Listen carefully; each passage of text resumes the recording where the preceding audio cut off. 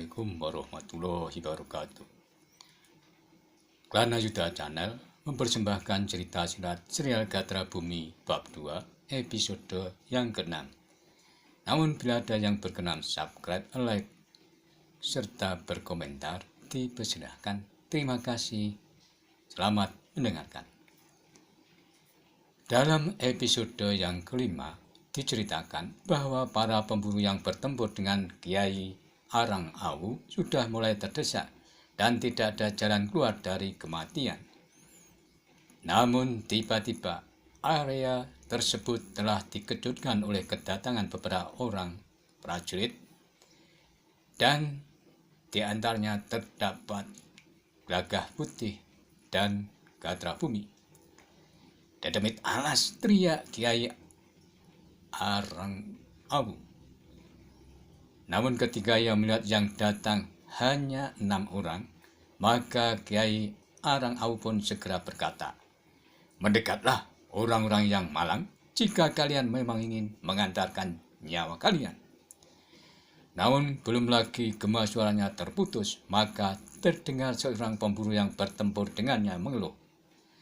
Bau pemburu itu telah tersusuk oleh ujung belati Kiai Arang Awu. Bahkan hampir di saat yang bersamaan seorang terdengar keluhan lagi, dan ternyata 2 orang lawannya telah terluka oleh Putut Panjer dan Putut Rino. Kiai Arang Awu yang marah dengan kedatangan 6 orang tersebut, termasuk Gagah Putih dan Gatra Bumi itu, di dalam waktu yang singkat ia telah melukai 2 orang pemburu yang melawannya. Tetapi demikian luka tersebut tidak merenyut nyawa keduanya. Namun dengan demikian, maka tangan kedua pemburu itu terasa menjadi lumpuh dan tidak ada daya lagi untuk melawan Kiai Arang Awu. Di saat itu ternyata Kiai Arang Awu tidak berhenti dengan keluhan-keluhan tersebut. Ia segera bersiap untuk melumpuhkan korban-korbannya yang lain. Sebab untuk melawan jumlah yang lebih banyak, maka ia harus menjatuhkan serta melumpuhkan dahulu sebanyak mungkin, sebelum Kiai Arang Awu melukai lawannya seorang demi seorang. Namun lawan-lawannya ternyata tidak menjadi gemetar ketakutan, dan senjata Kiai Arang Awu mengucam dadanya, sebab dengan kedatangan ke-6 orang itu telah memberikan harapan kepada mereka untuk menyelamatkan diri. Ke-6 orang yang baru datang itu telah melihat bagaimana Kiai Arang Awu melukai lawan-lawannya. Oleh karena itu, ke-6 orang itu segera bergegas mendekat area pertempuran. Namun sebelum ke-6 orang itu sampai ke area pertempuran, maka terdengar lagi suara keluhan yang tertahan dan desak kesakitan. Dan lagi seorang lawannya terlihat telah terluka yang cukup parah. Para pemburu yang jumlahnya 3 orang yang melawan Kiai Arang Awu itu semua telah terluka. Ketiganya terlihat menyeringai kesakitan. Mereka hanya dapat berdiri dan menunggu atau mungkin menghindar jika Kiai Arang Awu menyerang serta membunuh mereka seorang demi seorang. Tetapi di saat yang gawat itu, ke-6 orang termasuk Gagah Putih dan Gatra Bumi telah berdiri di sekitar arena pertempuran itu. Ke-6-nya telah mendekati Kiai Arang Awu yang menggeram oleh kemarahan yang tidak dapat ditahan lagi. Namun yang tidak dapat diduga, tiba-tiba Kiai Arang Awu telah melenteng seperti belalang langsung menyongsong salah seorang prajurit Mataram yang mendekatinya. Serangan yang mendadak itu benar-benar tidak terduga. Oleh karena itu, prajurit tersebut tidak sempat melepaskan diri dari serangan Kiai Arang Awu. Walaupun prajurit itu sempat berusaha mengelak, namun pisau belati Kiai Arang Awu telah berhasil mengoyak kulit lengannya. "Luar biasa, kau tubuh mengelak desis Kiai Dahana. Kiai Karang Awu kemudian harus bertempur melawan Gelagah Putih. Dengan garangnya, Kiai Arangawu telah mengerahkan segenap kemampuannya. Ia ingin menyelesaikan lawannya yang terhitung masih muda dan dianggapnya sombong karena anak muda itu berani menghadapi dirinya sendiri. Namun, di saat Gelagah Putih akan bertempur, tiba-tiba Gatra Bumi telah meloncat. Biarkan saya menghadapi orang itu, Kakang Gelagah Putih. Lalu ia pun memang sengaja memancing kemarahan lawannya yang dirinya darahnya cepat mendidih. Maka dengan demikian, penalaran Kiai Karangawu seakan-akan cepat menjadi kabur. Dengan demikian, lawan Gatra Bumi telah meningkatkan serta mengerahkan segenap kemampuannya sehingga serangan-serangannya menjadi semakin garang. Namun, Gatra Bumi pun telah mengimbangnya pula. Dengan demikian, pertempuran di antara mereka pun menjadi semakin seru. Benturan-benturan yang keras pun tidak dapat terhindarkan. Kiai Arangawu benar-benar berusaha untuk menghentikan perlawanan Gatra Bumi untuk segera menyelamatkan nyawanya. Tetapi Kiai Arangawu tidak mudah untuk menundukkan Gatra Bumi yang terlihat masih muda itu. Bahkan semakin lama, perlawanan Gatra Bumi telah menggapai tubuh lawannya. Tetapi Kiai Arangawu pun mampu membalas dengan serangan-serangan yang berbahaya pula. Seperti halnya Gatra Bumi, serangan-serangannya mampu mengenai tubuh lawannya yang terhitung masih muda itu. Dalam pada itu, di sisi lingkaran pertempuran yang lain pun masih terjadi pertempuran dengan sengitnya. Putut Panjer dan Putut Rino yang melawan keempat pemburu dari Padukan Ujung Hutan yang sudah mendapat latihan dari para prajurit Mataram yang ada di Menoreh memang agak mengalami kesulitan. Apalagi lawannya yang 3 orang itu dalam keadaan tersedak segera menampakkan ilmu kanuragan yang sudah dimiliki dari padepokannya. Sebelum lebih mapan dari para prajurit Mataram. Sementara orang-orang yang terluka oleh senjata Kiai Arangawu ternyata sudah tidak mampu lagi untuk berbuat sesuatu. Mereka terduduk di rerumputan dengan wajah yang tegang. Sesekali mereka menyeringai menahan pedih. Dengan kain panjangnya mereka berusaha menahan darah yang mengalir dari luka-lukanya itu. Pada saat itu, Gatra Bumi yang terhitung masih muda bertempur dengan lincahnya. Dedemit alas, geram Kiai Arangawu.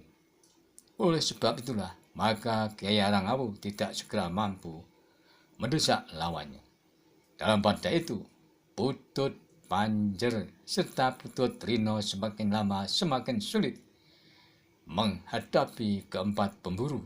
Kadang-kadang Putut Panjer harus meloncat jauh-jauh untuk memperbaiki kedudukannya, sementara Putut Rino menghalangi keempat orang itu. Kiai Arangawu melihat kesulitan yang dialami oleh Putut Panjer dan Putut Rino. Namun dia juga merasa bahwa tekanan dari lawannya itu semakin lama semakin berat pula. Sambil menggeram, Kiai Arangawu pun telah menggerakkan kekuatannya untuk segera mengalahkan lawannya. Sehingga terjadilah pertempuran yang sengit. Kiai Arangawu pun dengan sepasang pisau belatinya telah berada di genggaman kedua belah tangannya. Gatra Bumi tidak mau menjadi korban ilmu lawannya yang tinggi itu. Putaran sepasang belati Kiai Arangawu bagaikan kabut yang meliputi tubuhnya, sehingga merupakan perisai yang sangat rapat. Sekali-kali kabut itu menjilat ke arah tubuh Gatra Bumi yang berloncatan dengan tangkasnya. Sementara itu, Gatra Bumi pun telah mengurai senjatanya pula, sebuah cambuk pemberian Kirongga Gusdayu. Sesaat kemudian cambuk itu pun mulai berputaran dan meledaklah suara cambuk itu. Cedah! Benturan-benturan pun tidak dapat terhindari lagi. Tetapi setiap kali Kiai Arangawu itu mengumpat marah, cambuk lawannya itu ternyata mampu menggetarkan kedua sepasang peso belatinya. Kemarahan yang menyala di kepala Kiai Arangawu telah menghentakkan serang-serangnya sehingga menjadi semakin garang. Tetapi ternyata sulit baginya untuk menembus putaran ilmu cambuk di tangan nama yang masih muda itu. Kiai Arangawu bahkan terkejut ketika ujung cambuk Gatra Bumi mulai menyengat tubuhnya. Selayat luka telah menguras tubuh Kiai Arangawu. Darah yang hangat mulai mengalir dari lukanya. Melihat darah yang mengalir di tubuhnya, lawan Gatra Bumi telah kehilangan kendali. Ia belum mau menerima kenyataan itu, bahwa seorang anak muda yang masih terhitung muda itu mampu melukainya. Oleh karena itu, Kiai Arangawu mulai merambah ke ilmu puncaknya. Sejenak, Gatra Bumi tertegun ketika melihat loncatan-loncatan bunga api dari peso belati yang satu ke peso belati yang lain, sehingga terbentang sebuah area yang dipenuhi dengan loncatan-loncatan bunga api yang panas. Kemanapun sepasang peso belati Kiai Arangawu itu bergerak, maka loncatan-loncatan bunga api pun terjadi. Gatra Bumi meloncat beberapa langkah ke belakang untuk mengambil jarak. Ia sekali-sekali mengamati serta memahami ilmu lawannya. Namun Kiai Arangawu tidak memberinya waktu.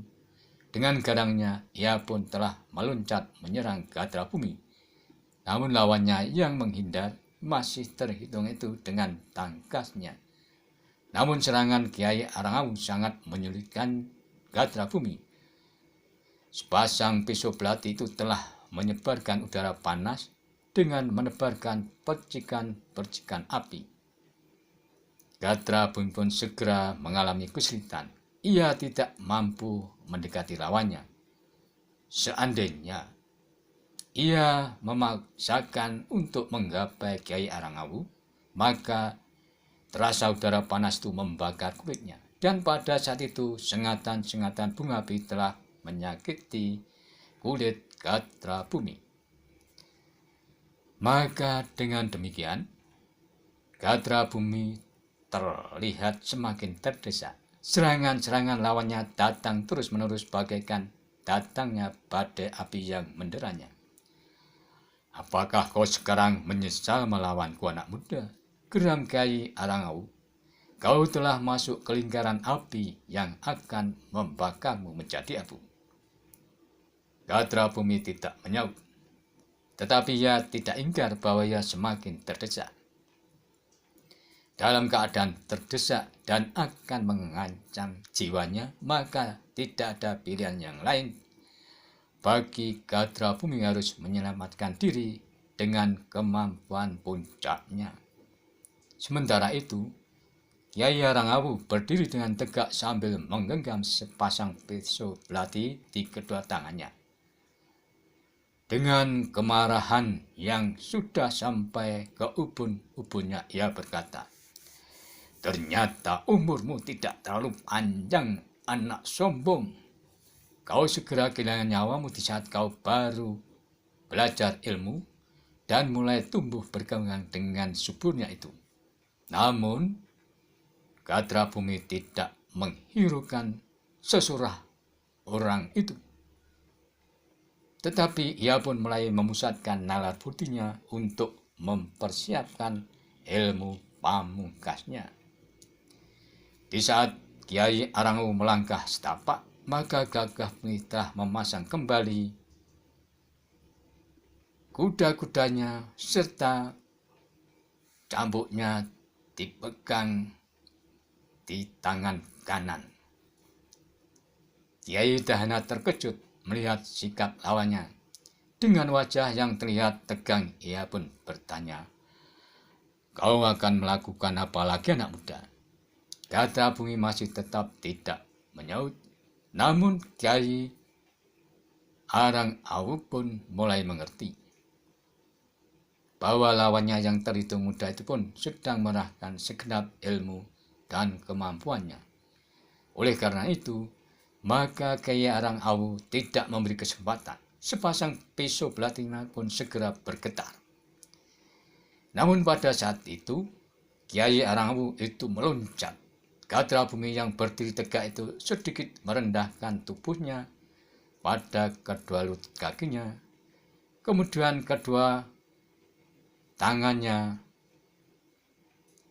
yang satu memegang ujung cambuk, yang tangan yang lain memegang gagang cambuk.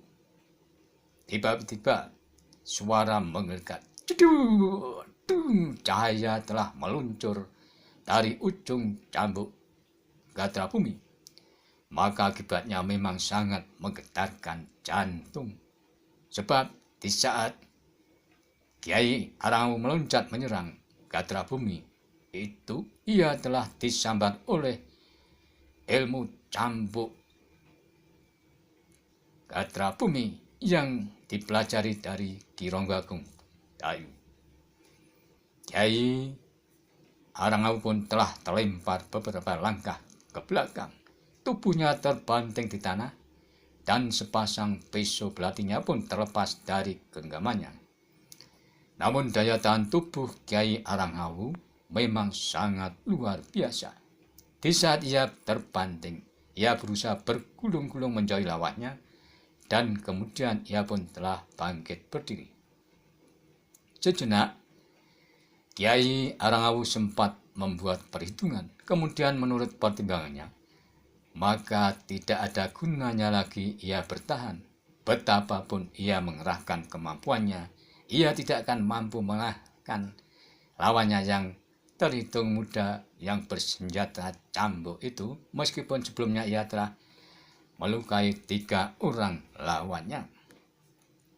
Itulah sebabnya, maka tidak ada jalan lain bagi Kiai Arangawu selain menghindarkan diri dari pertempuran. Sebab semakin lama ia bertahan, maka keadaan akan menjadi semakin bahaya baginya. Dengan perhitungan yang cermat, maka Kiai Arangawu pun kemudian mengadakan persiapan untuk menghindar dari pertempuran. Sesaat kemudian, ia berteriak nyaring, seakan-akan ingin menyerang dengan ilmu simpannya.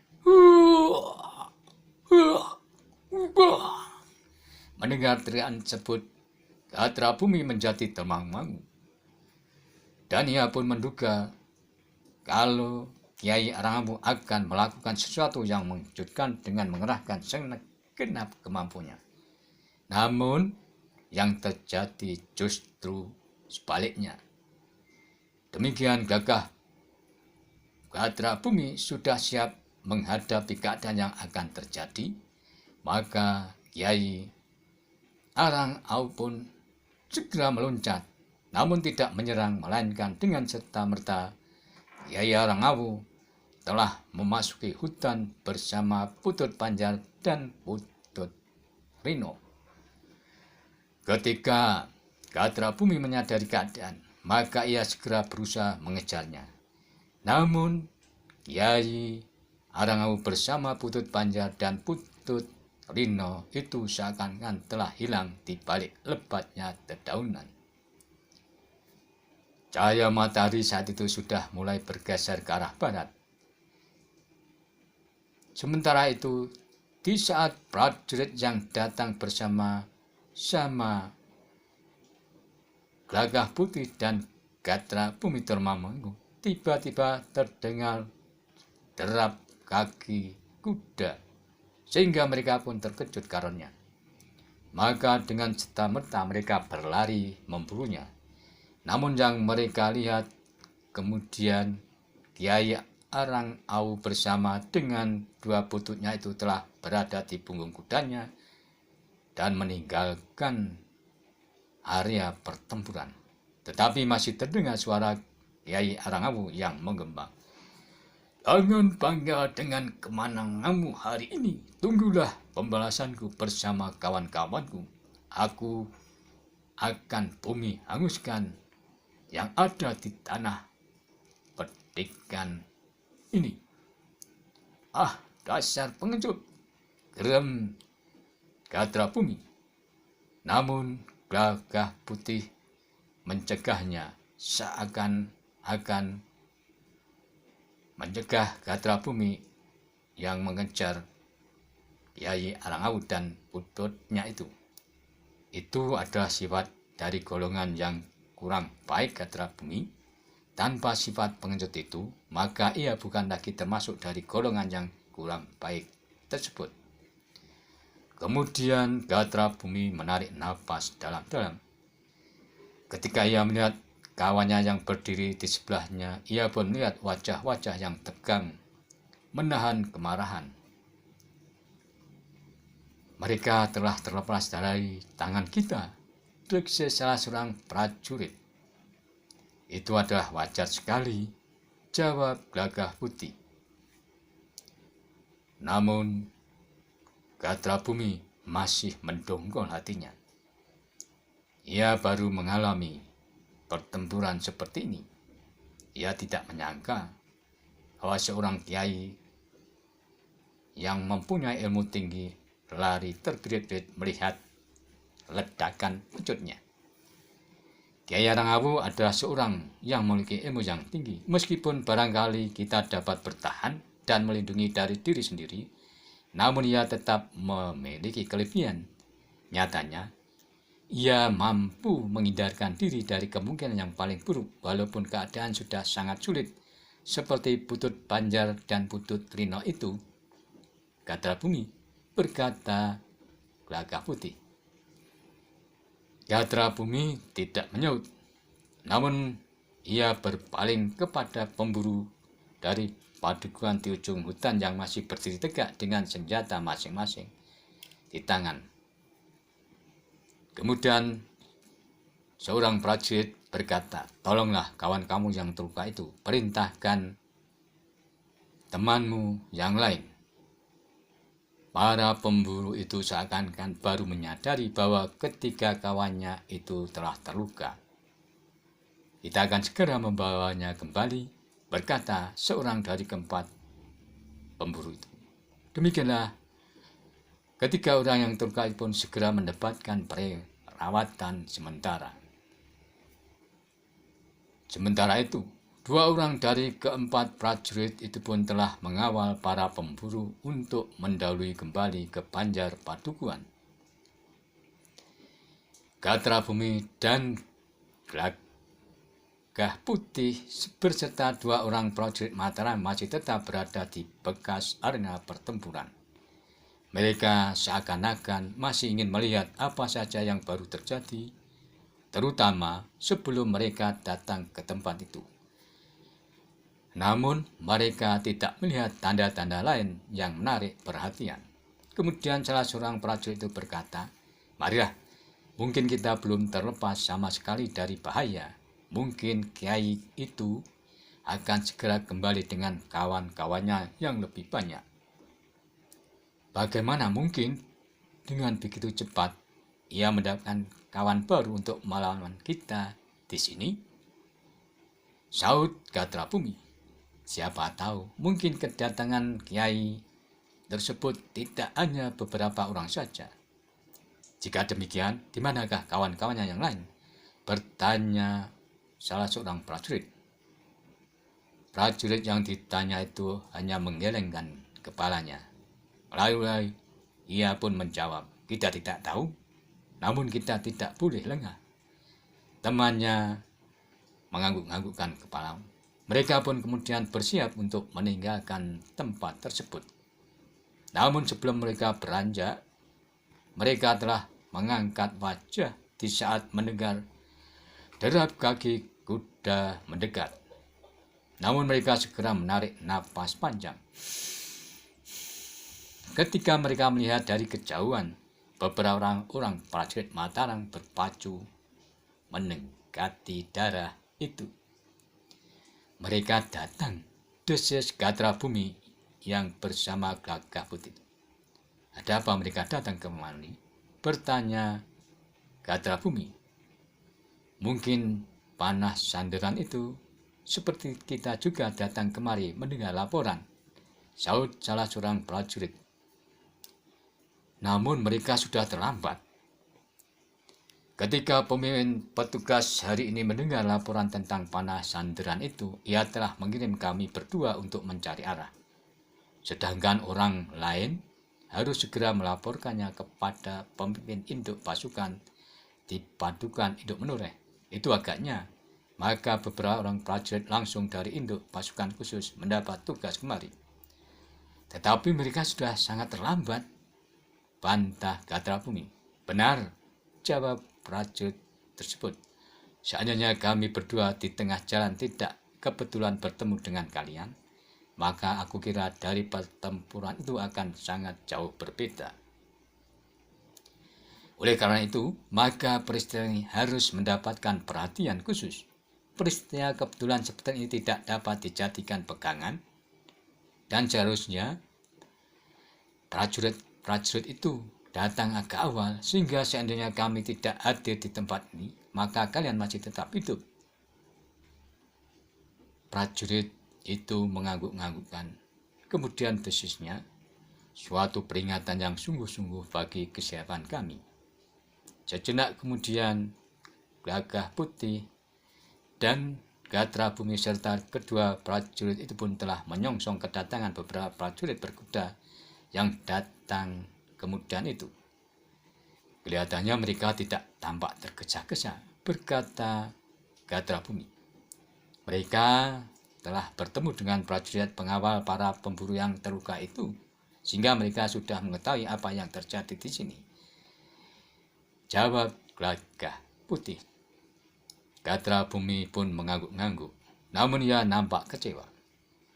Sejenak kemudian, beberapa orang prajurit itu pun segera meluncat turun dari kudanya, mendekati kawannya yang termangu-mangu. Aku mengucapkan selamat atas keberhasilanmu, berkata pemimpin kelompok itu. Namun prajurit yang baru saja bertempur itu menggeleng, jawabnya, bukan aku, tetapi anak muda yang sekarang menjadi murid dari Ki Ronggo Agung Sedayu, Gatra Bumi itu, yang membuat lawannya tidak berdaya menghadapinya dan melarikan diri. Pemimpin prajurit itu memandang Gatra Bumi sambil tersenyum. Mereka mengenal anak muda yang sering berada di Kediaman Agung Sedayu, apalagi dalam kelompok itu ikut serta Gagah Putih, dan terdapat juga Ki Lurah Semi dan Ki Lurah Kenikir yang merupakan petugas sandi, di mana keduanya telah mengenal Gagah Putih dengan baik sebagai pemimpin pasukan Telik Sandi, pasukan Mataram. Kau juga ikut bersama prajurit-prajurit Mataram? Bertanya pemimpin kelompok itu. Hanya suatu kebetulan, jawab Gagah Putih. Ia pun menengok ke arah Gagah Kuning. Dan kalian tidak boleh mengharapkan kebetulan yang sama akan selalu terjadi. Gatra Bumi mengerutkan keningnya mendengar perkataan prajurit itu. Pemimpin kelompok itu mengerutkan keningnya. Kau sudah mendengar apa yang terjadi di sini? Bertanya Gagah Putih. Benar, kami telah bertemu dengan para pemburu yang terluka itu. Nah, Kalian tentu dapat membayangkan apa yang akan dialami oleh para pemburu itu seandainya Gatra Bumi dan prajurit ini tidak datang lebih dahulu, karena aku hanya menemani saja. Pemimpin kelompok itu menjadi bingung. Maka pelajarilah keadaan ini. Kelambatan kalian dapat berarti maut bagi prajurit yang terdahulu.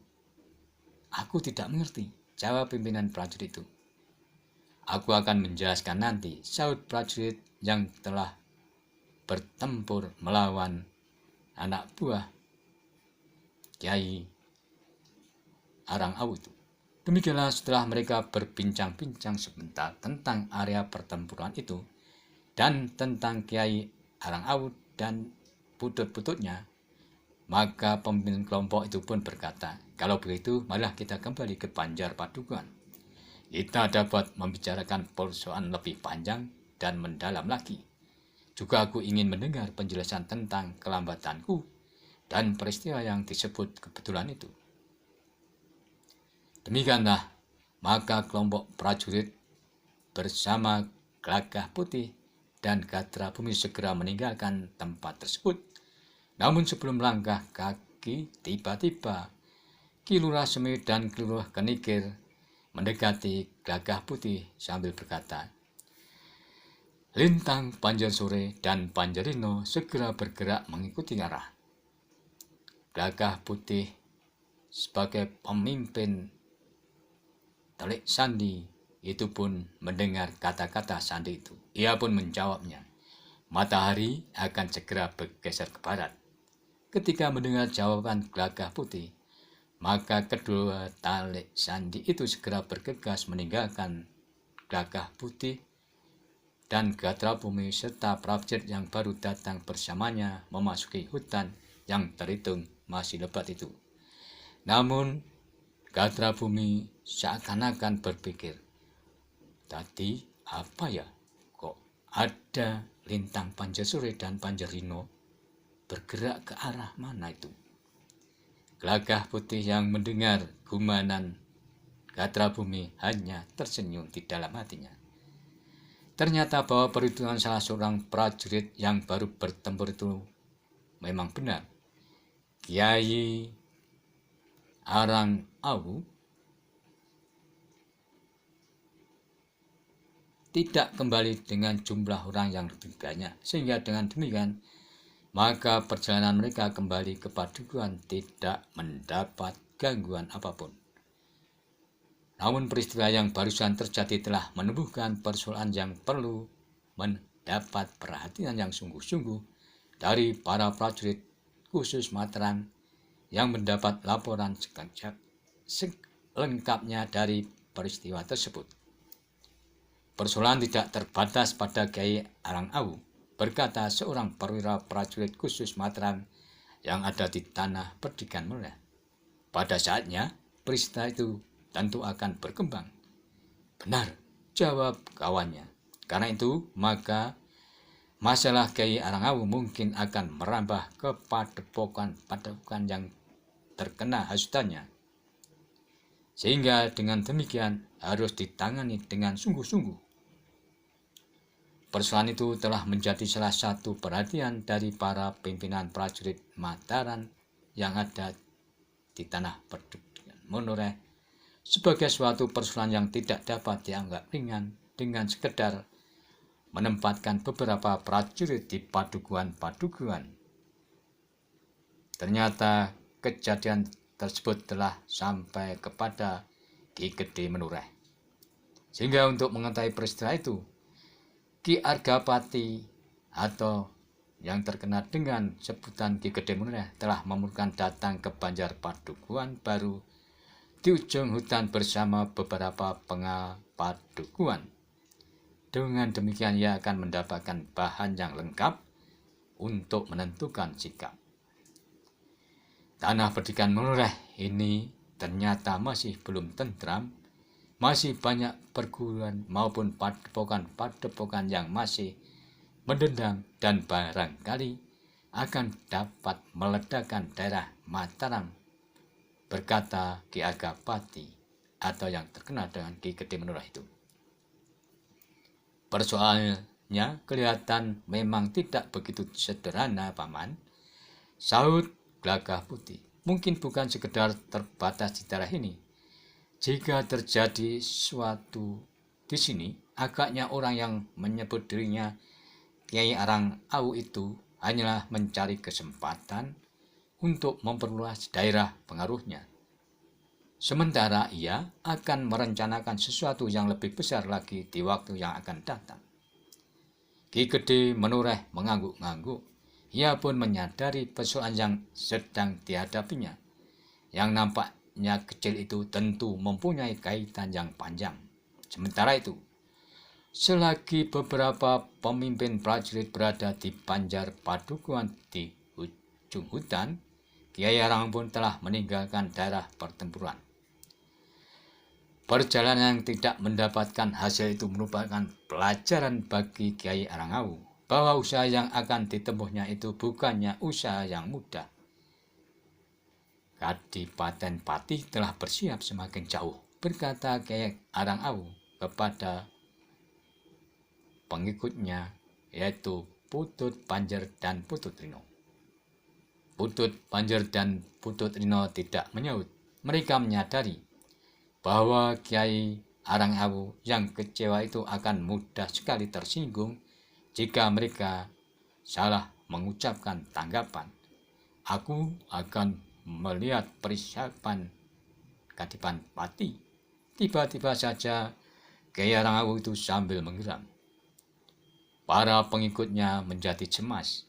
Jika benar-benar demikian, maka mereka akan menempuh perjalanan yang panjang. Namun Kiai Arangawu kemudian berkata, tetapi aku akan sendirian, karena satu orang saja di antara kalian datang bersamaku, maka perjalananku akan segera diketahui oleh Telik Sandi Mataram. Apalagi aku tidak langsung masuk ke Kadipaten Pati. Aku akan berada di daerah yang agak jauh untuk mendapatkan sekedar bahan-bahan tentang perkembangan Kadipaten Pati. Mungkin Kadipaten Pati dan kita akan maju bersama-sama, meskipun jalan yang ditempuhnya berbeda. Sementara itu, waktu pun sudah memasuki malam hari ketika Kiai Arangawu menuju Kadipaten Pati. Pada saat itu, Ki Lurah Semi dan Ki Lurah Kenikir sedang berjalan mendekati sebuah bukit yang terlihat seperti terang oleh cahaya api. Mungkin cahaya api itu timbul dari perapian yang dibuat oleh seseorang. Demikianlah cerita Siral Gatra Bumi bab 2 episode yang ke-6. Nantikanlah episode selanjutnya. Sampai jumpa.